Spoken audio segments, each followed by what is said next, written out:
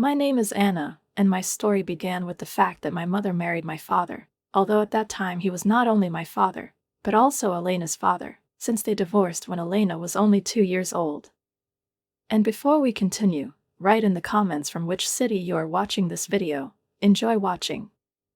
Looking back, I have to admit that our family situation was quite unique, unlike the stereotypical evil stepmother scenario that you see in movies. Because my mom actually got along great with Elena's mom, their relationship was more like a businesslike, mature partnership between two women who understood that there are more important things in life than resentment and pride, and therefore they often talked on the phone, coordinated visits, and even sometimes drank coffee together, which at first seemed to me a real miracle, considering how many difficulties usually accompany such stories. Elena and I came on weekends and holidays, and at first everything was perfect. Almost fabulous, like in those books where the main character suddenly has a friend, a sister, a kindred spirit, with whom you can share your innermost dreams. We were close in age, and despite the fact that we were stepsisters, we immediately found a common language, as if we had known each other since birth. We spent hours playing together, sharing secrets, and doing all the things sisters do, unaware that time tends to change even the strongest bonds. I remember how we used to build fortresses out of blankets in the living room, decorating them with garlands and soft pillows, as if it were our own castle in which there were no adults or rules, just us whispering until midnight and trying not to laugh so that our parents wouldn't hear us. But as we got older, everything began to change, and this change was not abrupt, but almost imperceptible, like a light wind that suddenly changes direction. In high school, we made new friends and interests, and we slowly but surely began to drift apart. Elena found a company in which, as it seemed to me, she became a little different, more daring, less caring, and I noticed that she was becoming, to put it mildly, less tidy, which at first I attributed to teenage negligence, but later it became a cause of constant irritation. "Elena, please pick up the phone," I said, standing in the bathroom and looking at the pile of her things scattered everywhere, trying to hide the irritation in my voice, because I knew that any harsh word could spark an argument. Yes, I'll do it later," she replied from the other room, without even looking up from the phone, and this later seemed to never come, remaining somewhere in an endless series of excuses. Instead, my mom eventually told me to clean up after her, as if it was a matter of course.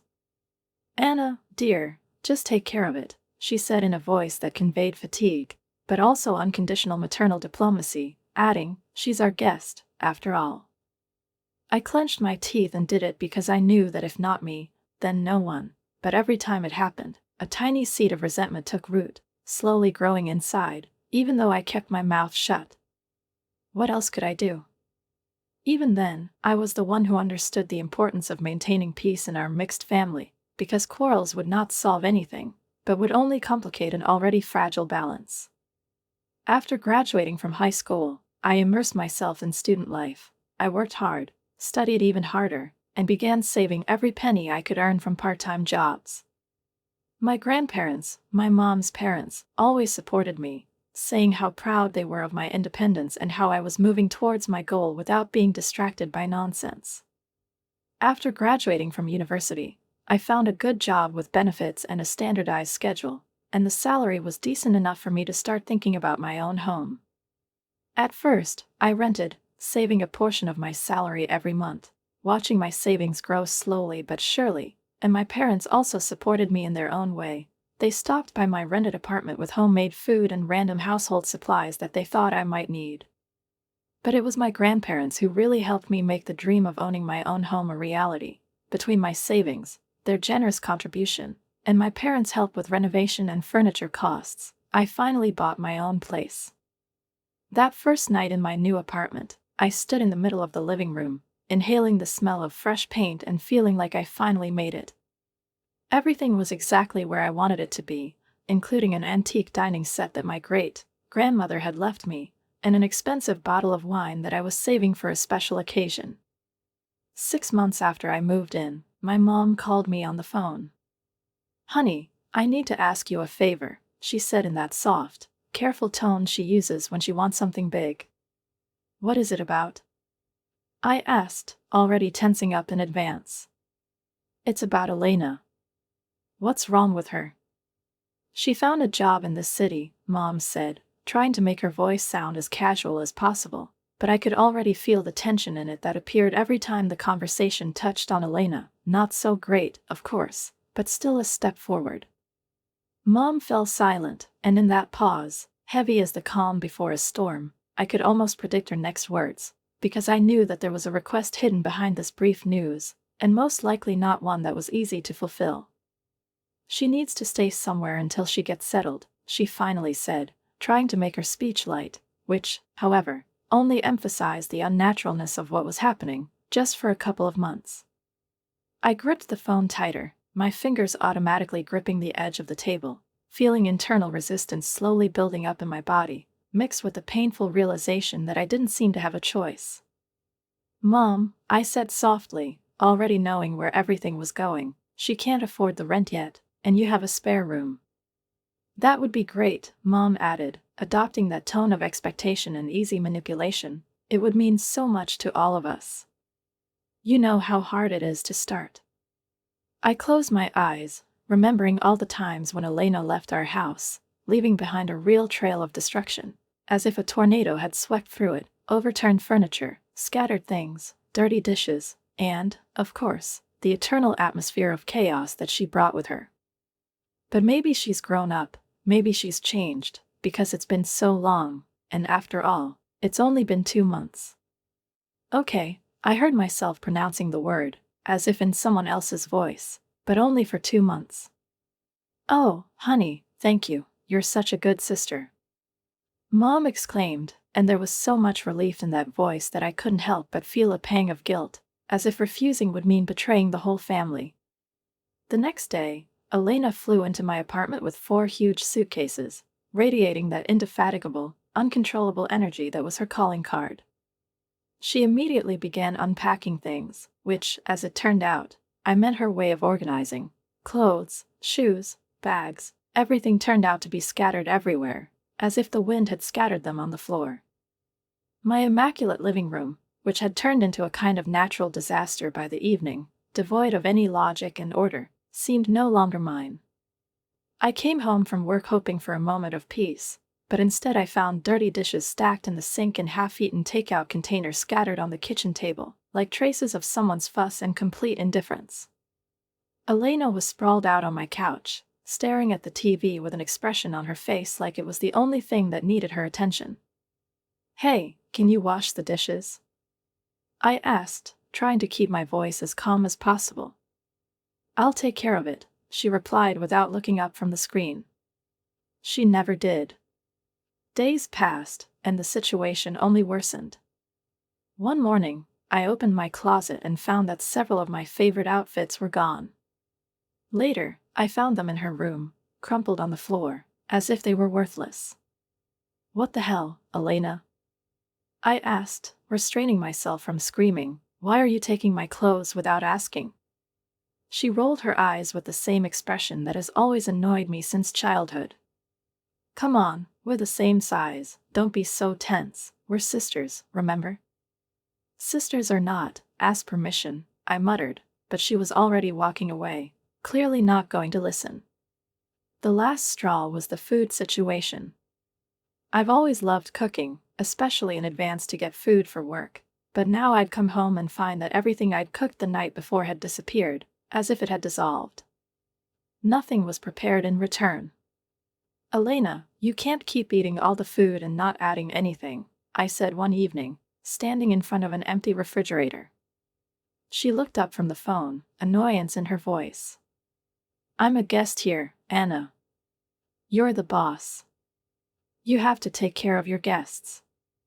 Besides, it's not even my kitchen. Whether you guessed it or not, you need help, I insisted, feeling my patience wane with every word. She shrugged her shoulders. If you're going to act so weird, I'll just order a takeaway. I stood and watched her flipping through the apps on her phone, feeling my blood pressure rise. It wasn't what I signed up for. But every time I thought about talking to her seriously, I heard my mom's voice. You're such a good sister. 2 weeks of this nightmare of living together. I was already starting to count the days until the moment when my apartment would be all mine again. The work was especially hard that day, and all I wanted to do was go home, reheat the leftovers, if there were any left, and just fall on the couch. At first, I entered the darkness. The apartment was unusually quiet. I thought maybe Elena had finally left for the evening to give me some peace and quiet. But then I noticed a flickering light coming from the living room. When I turned the corner, I froze in place. There, at my antique dining table, was my great-grandmother's tea set, which I hardly used because it was dear to me not only financially, but also as a memory. Elena was sitting at the table with some guy I'd never seen before.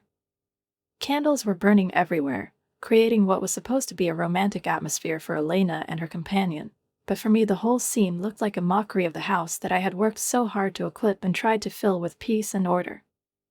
They bent over each other, giggling and kissing between pieces of takeaway food laid out not on a simple tablecloth, but right on top of my family heirlooms, on the finest porcelain that my great-grandmother left me, a woman who survived the war, emigration, and many years of separation from her family, and each dish from this set was filled with a story.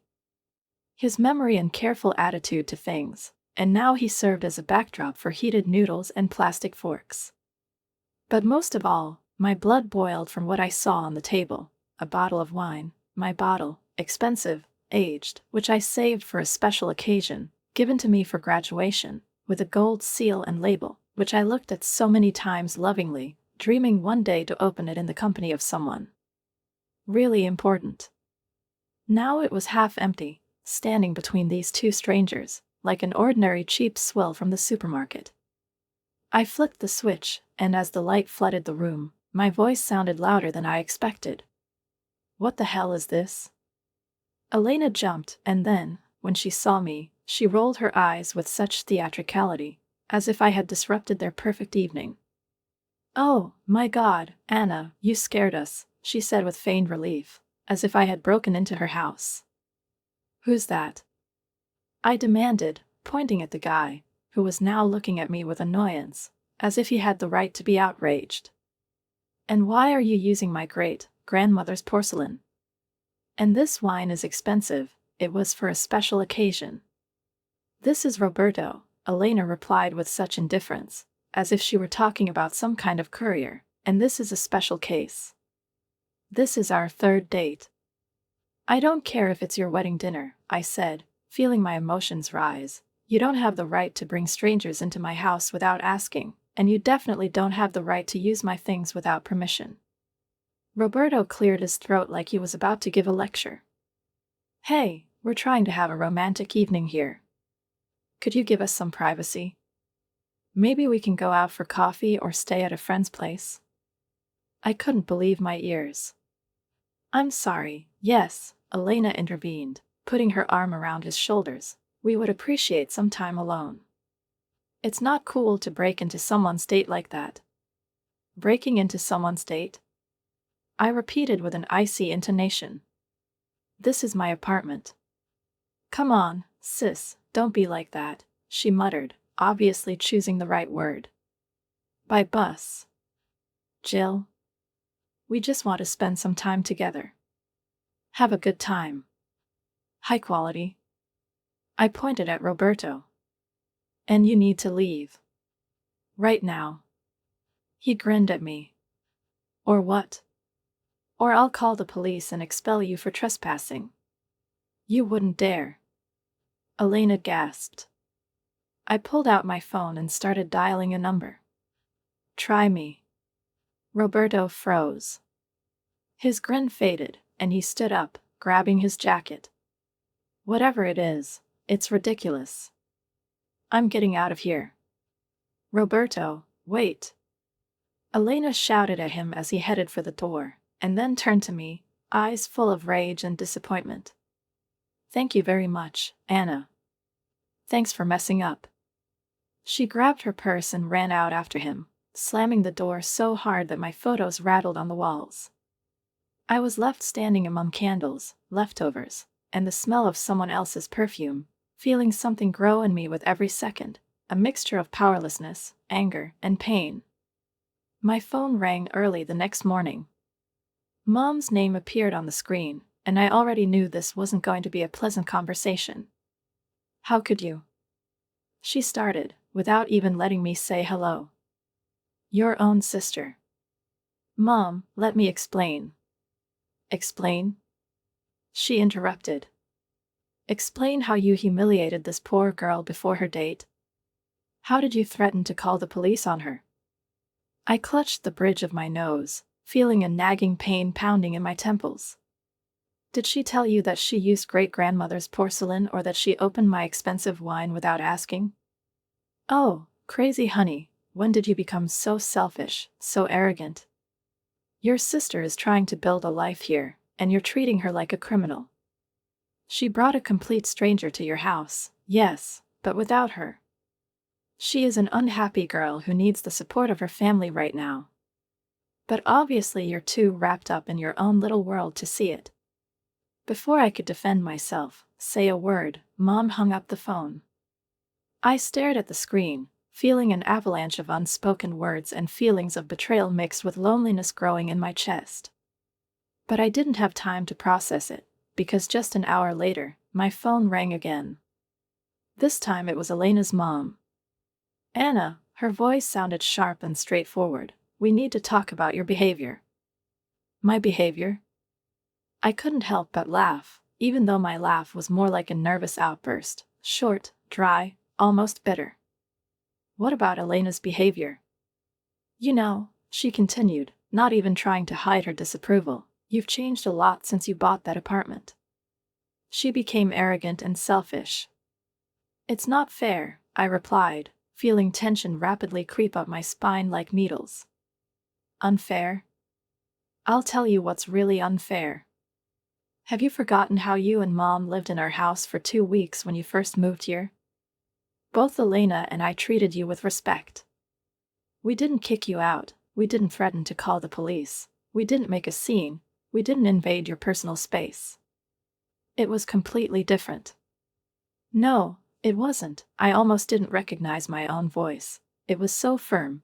We didn't trash your house or use your personal belongings without permission. Listen, I come home tired after work every day, and instead of resting, I clean up after Elena. She doesn't wash dishes, doesn't do laundry, doesn't do anything at all to make my life easier. You're too hard on her, Elena's mom interrupted me. She told me how hard it is to live with you, how you are biased against her.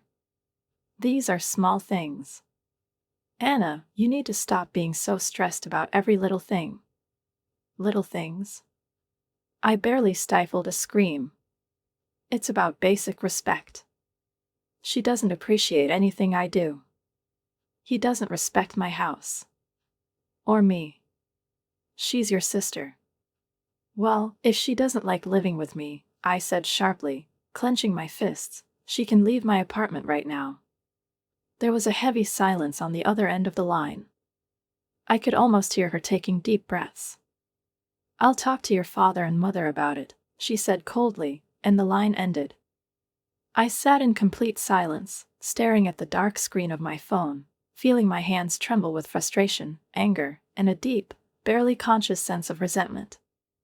How did it happen that I, trying to keep order in my house, suddenly became the villain of this story? All I wanted was a little basic respect and attention in a place that I created for myself, with my own hand, with my own money, with my own strength. Is that too much to ask? The phone rang again a few hours later. Mom's name appeared on the screen for the second time that day. I almost pressed the reject button, but I knew that if I ignored it now, I would only make the situation worse. My finger froze for a moment, hovering over the red button, before, sighing, I answered anyway, preparing in advance for what was about to begin. What's the matter with you? She didn't even say hello. Her voice sounded accusatory. I just finished talking to Elena's mother. She's incredibly upset. I collapsed onto the couch, feeling my throbbing headache grow, as if the tension of the last few days had suddenly become tangible. Mom, do you have any idea how hard I've worked to keep this relationship going? With her. With your husband's ex-wife. You were proud of how you got along, How rare it is for divorced families to live in peace.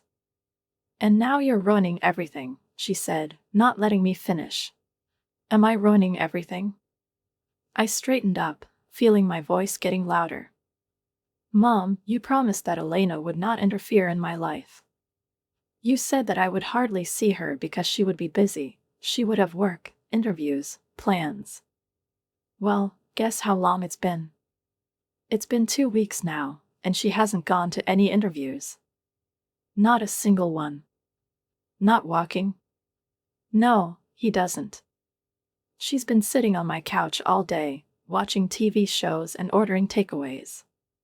She doesn't wash clothes, doesn't cook, doesn't clean, doesn't even wash dishes. Every day I come home from work and see complete chaos. Do you know what it's like to work all day and then come home to find that the kitchen has been trashed, the refrigerator is empty, and your personal belongings have been used again without asking? Mom's voice has changed. He became condescending, exactly the way she always spoke when she wanted to appear wise, when she thought she knew all the answers, when she thought she understood me better than I understood myself. And I hated that voice especially much because it sounded as if my feelings didn't matter, as if my feelings were just overly sensitive, and my boundaries were just a temporary inconvenience that adults would sort out among themselves. Elena is not used to living on her own. She doesn't know how to do it, my mother said in that tone in which she always sounded confident in her rightness, as if I was that teenager again, who always had to justify herself, even when she wasn't to blame. But she's never had to take care of herself before, she added, as if that was enough of an excuse for everything that's been going on for the past 2 weeks. I couldn't believe what I was hearing. I paced the living room, stepping over another pair of Elena's abandoned shoes, still lying under the coffee table, as a mute symbol of how deeply she didn't care about order and other people's space. Mom, she's an adult, I said, sounding increasingly annoyed. She should be able to wash dishes. It's not some complicated skills. We're talking about basic human politeness. You're the boss, Anna, Mom replied calmly. You have to be hospitable and take care of your guests. That's your attitude. I didn't raise you like this. I raised you to be generous and kind, especially towards your family. I felt a suffocating feeling of disappointment grow in my chest, slowly filling everything inside, while my mother continued to lecture me about duty, kindness, and some kind of ephemeral generosity, forgetting that all this should be mutual, that you can't demand warmth from a person if you don't give them space to breathe. Every word she said only reminded me of the constant disrespect I endured in my own home: dirty plates, scattered things, wine stains on my carpet, which I had invested so much effort and money in trying to create a cozy, adult space. My gaze slid across the floor and stopped at these very stains, the remnants of Elena's romantic dinner, the traces of her celebration in a house where they didn't even consider it necessary to warn me.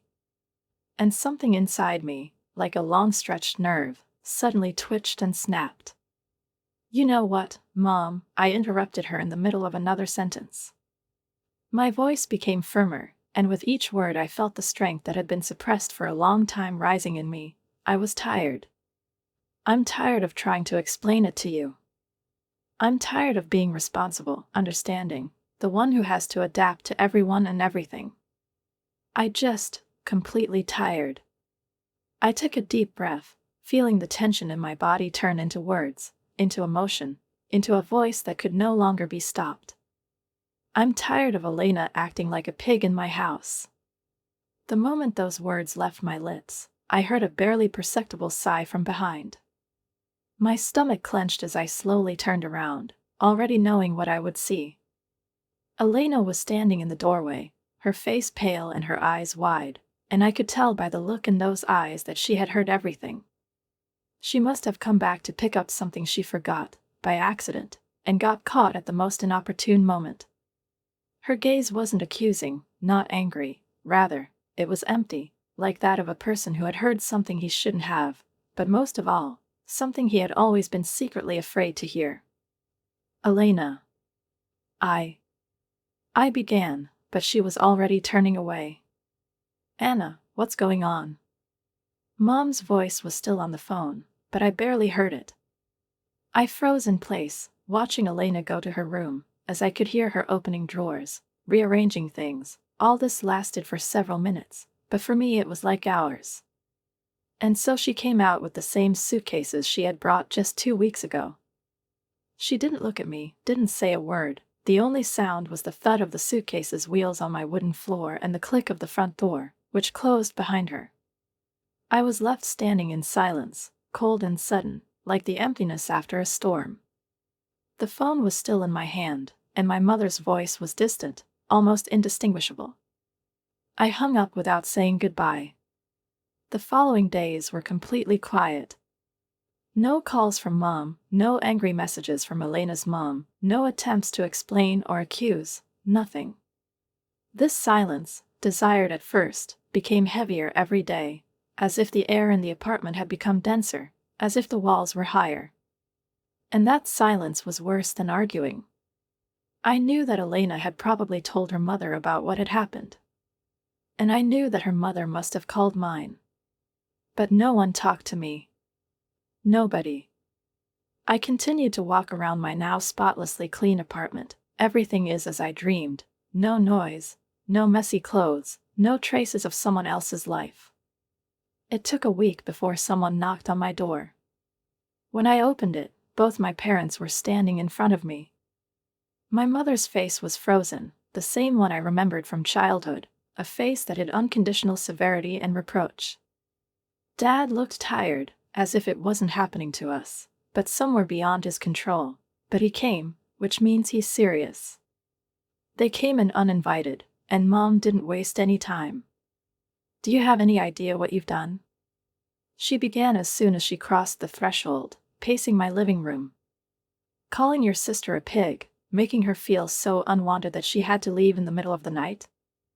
I didn't raise you to be cruel, Anna." She continued to list my sins, each of which sounded like an accusation, lined up in a neat row and uttered with the intonation of a prosecutor in court, as if she was facing not an adult daughter in her own apartment, but a guilty schoolgirl called to the carpet.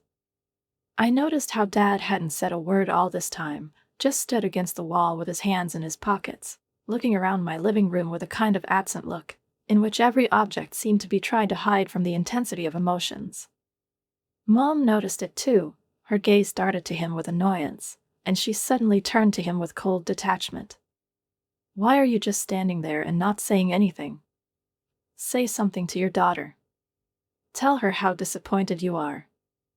Dad cleared his throat, shifting uncomfortably from one foot to the other, like a man suddenly caught in the middle of a conflict he didn't want to get involved in, but which he couldn't get away from. Actually, he began slowly, as if choosing his words, afraid that any of them would become a match in an already blazing bonfire. "I think both of our daughters are wrong about this situation." "Both of them?" Mom and I exclaimed at the same time. Her voice was full of indignation, and mine was full of surprise. "Anna," he turned to me, and his voice became soft, but in this softness I felt the hardness of a man who rarely speaks out, but if he speaks seriously, calling your sister a pig was wrong. It was a shame, and that's why she left. You need to apologize for that." I nodded, feeling the wave of shame slowly roll over me again, warm and heavy, like a thick blanket from which it is impossible to hide. But Dad continued, holding his influence while Mom started to object. "Otherwise, I support Anna. Elena needs to learn how to behave like an adult, as an independent person. Maybe this will be the impetus she needs to start taking responsibility for her life. Sometimes the kindest thing we can do for our children is to let them face the consequences of their actions." Mom's face instantly turned red with resentment and anger. "Oh, so now you've decided to be a parent? Where were you when I was helping Elena find a job? When did I coordinate everything with her mother? Why should I care about your eldest daughter more than you do? It's unfair." "It's not fair," Dad started, but Mom interrupted him. Her voice became high and shrill. "Do you know what's unfair? That you've been sitting in silent all these years while I've been working to keep this family together. Well, congratulations, now you can deal with your daughters on your own." Then she turned to me, and her anger immediately found a new purpose. Do you think you can just throw your sister out whenever you feel like it? It's my property, I replied, and despite my pounding heart, my voice remained steady. I can do whatever I want with her. Mom laughed, short, sharp, without the slightest hint of humor. Your property? Do you really think you did all this by yourself? Almost everything in this apartment was bought with our money, she gesticulated wildly, pointing to different sides of the room, as if each item was evidence. That bookcase over there. It belonged to my grandmother. It's a family heirloom. That means it's my furniture, not yours. I stood there, silently looking at the bookcase she was pointing to with a trembling hand, and then, without saying a word, I slowly walked over to it and started taking books off the shelves. What are you doing? Mom demanded, surprised and already a little confused. Packing your furniture, I replied calmly, although my hands were trembling treacherously as I continued to empty the shelves. Then I went to the pantry, took out the boxes that I had saved since moving in, and began to unwrap them. Anna, stop it, Dad said softly, but I didn't pay attention. Don't worry, Mom, I said, starting to disassemble the bookcase itself. The courier will deliver this to your house tomorrow. This is your furniture, you have to pick it up. Mom abruptly grabbed her purse, and there was so much dramatic energy in her movement that I couldn't help but remember how she used to act offended in the same way as a child. I can't handle this right now. This is not the daughter I raised. She shouted and stormed out of the apartment, slamming the door so hard that even the glass lampshade in the hallway shook. Dad stood there awkwardly, as if he wanted to say something but didn't know how to begin. Anna, you should go after her, he said sadly, and, nodding slightly, followed his mother. I could hear him calling a taxi in the hallway. His voice was low, almost tired, as if he wasn't arguing, but simply stating that things had gone too far. True to my word, I ordered the bookcase to be delivered to my mother's house the next day. The courier arrived at the appointed time, took out the boxes, and with them, a piece of the past, to which I no longer belonged. After that, there was silence again. The same thick and viscous one that fills the space between people who once called each other loved ones. No phone calls. No messages. No Sunday dinners. Just silence. A month has passed since all this happened, and I threw myself into my work, not giving myself time for memories or introspection, because every free minute was dangerous. It gave space to thoughts, regrets, and unanswered questions. I worked more than I needed to, took extra shifts, stayed in the office until dark, returned to the apartment, where order and silence now reigned, and almost convinced myself that this was enough for me, that I was coping, that this was how it should be. And then, one by one, I noticed my dad's missed calls. His number was flashing on my phone screen over and over again, like a beacon in the night. Can we meet for coffee? What is it? He asked, and when I finally answered, his voice was calm but a little strained, like a man who had been thinking about this call for a long time. In that little cafe next to your office. Of course, I said, grateful that someone from my family still wanted to talk to me. It felt like I was being offered not a meeting, but a lifeline. But when I entered the cafe the next day and stopped at the door, my gaze immediately fell on the table in the corner, and I froze for a second. Elena was sitting at the table with her father. She was nervously stirring her coffee without looking up, and something in her whole appearance betrayed her inner tension. For a moment, I thought about turning around and leaving, pretending that I'd forgotten that I had things to do, that I was late, anything to avoid going through this. But Dad had already noticed me, waved his hand, and there was no way out. I took a deep breath and walked over to the table. No one spoke when I sat down, and the three of us found ourselves in that fragile silence that occurs when everyone knows they need to say something, but don't know where to start. Elena stared into her cup, and I hung my purse on the back of a chair to keep my hands busy. Dad cleared his throat, as if he was going to take the floor, but remained silent. The silence lasted until the waitress came over and took my order, giving us a few extra seconds to collect our thoughts. Finally, Elena looked up. So, she began, then paused, as if gathering her resolve. I found a job. That's great, I nodded, and it wasn't just being polite. I actually felt a little warmer inside. I did it, she continued, and I could hear the surprise in her voice. Yes, that's right. And I found my own apartment. It's small but nice, and now I can afford it with my new salary. She smiled slightly, and it was that rare smile in which there was neither protection, nor defiance, nor the usual bravado. I'm still dating Roberto.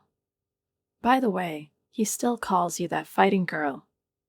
He says he's never seen anyone move so quickly from calm to calling the police. Despite everything, I giggled. Well, he was pretty nasty. I was, Elena agreed, lowering her gaze. We both were. She put down her cup and looked at me. Anna. I'm really sorry. For everything. For messing up, for disrespecting, for using your stuff without asking. I was acting like a spoiled teenager, not like an adult woman. Something tight in my chest began to loosen a little, as if someone had opened a window in a stuffy room. I'm sorry too, I said. I shouldn't have called you a pig. It was cruel, and I regret it. I was so upset. I know. And I've given you a lot of reasons to do that, she replied and reached across the table to squeeze my hand. Now that I live alone, I have to take care of everything, and I understand why you were so angry about the dishes, cleaning and everything else. From that day in the cafe, Elena and I began to slowly, one step at a time, restore our relationship. We now meet regularly for coffee, talk, laugh, and I'm surprised to discover that her apartment has really become an example of order. She actually began to try, and recently even invited me to dinner, which she cooked herself, with setting, candles, and real respect for the space we were in. It's different with Mom. Dad says she's not ready for reconciliation yet, that she needs time to think, to make sense of everything. But I know it's more complicated than that. Mom has always been proud of how we all get along. This facade of an ideal mixed family was a personal victory for her, and now that it's been destroyed, she can't accept it as something natural. I stand by my opinion. Yes, I could have handled some things better, but I don't think I have to apologize to Elena's mom or mother for expecting basic respect in my own home. And yesterday, something unexpected happened. The courier delivered to my apartment the same bookcase, a familiar wooden one with a scratch on the left leg, which I sent to my mother a few months ago, on the day when everything fell apart. There was no note, no message, no explanation. Just a bookcase. I stood and looked at him, and I couldn't help but wonder if this was her way of extending an olive branch. I haven't called or written to her yet. Some wounds need more time to heal, and for some conversations, it's the right moment. I returned the bookcase to its old place. And every time my gaze slides over his shelves, over the books, neatly arranged again in an order that only I understand, I think about how families, like books, sometimes require them to be dismantled and reassembled so that they can stand again, confidently, firmly, with dignity. Write a comment on what you think about this story and don't forget to subscribe to the channel and like it. See you soon.